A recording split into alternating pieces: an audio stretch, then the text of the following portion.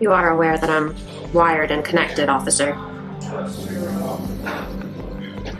Well, we know that on October 31st at approximately 10:31 p.m. you made a routine traffic stop.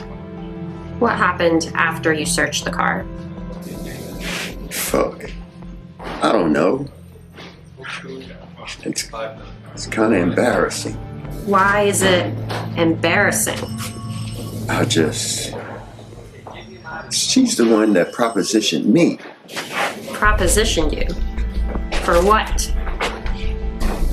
She's the one who came on to me. I'm a guy. And it's what guys do. Do you realize that this girl's fabricated lie is literally destroying my family and could cost me my job?